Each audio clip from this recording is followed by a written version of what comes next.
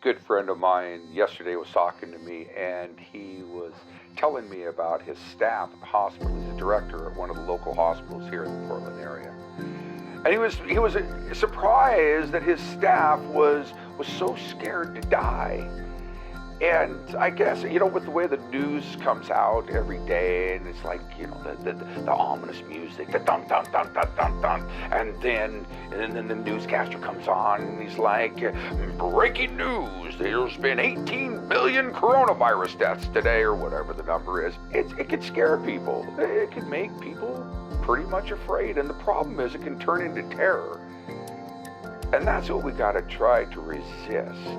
It's one thing to be scared. I mean, all of us, none of us want to die. We all want to live. I want to see my grandchildren grow up. I'd love to see my great-grandchildren.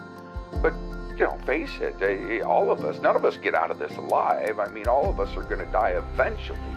So how do we control this fear that we might have, especially in these times when they're coming at us and they're telling us, there could be 100, 240,000 people die from this?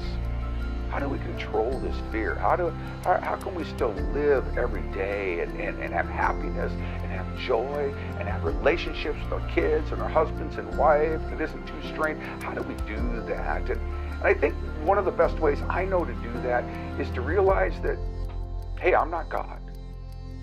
I am not the most powerful being in my life. See, the problem is, if I'm the most powerful being in my life and everything is out of control, then I'm freaking out because everything's out of control and there's nothing I can do about it.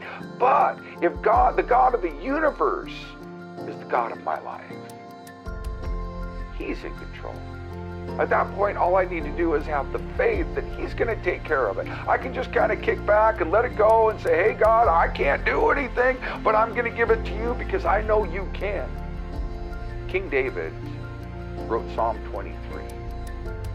And in Psalm 23, he writes, though I walk through the valley of the shadow of death, I will fear no evil, for you are with me.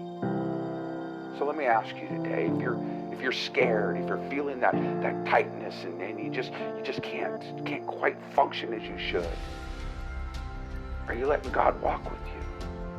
Are you walking by yourself? Just take a moment. If you're feeling that fear, take a moment and just ask God, say, God, hang out with me today. I don't want to be by myself. I don't want to try to take care of this. It's completely out of my control, and I need your help so that I can feel better, and so I can function, and so I can manage things and be a good person for my family. And I will guarantee you, there's a lot of prayers you could pray that may not get answered. You could pray for a Maserati, or you could pray for that wonderful new job, and it may not happen. But the one prayer that will get answered, guaranteed 100%, is if you ask God to hang out with you today. That will happen, I guarantee you. So, say a small prayer. Have a blessed day.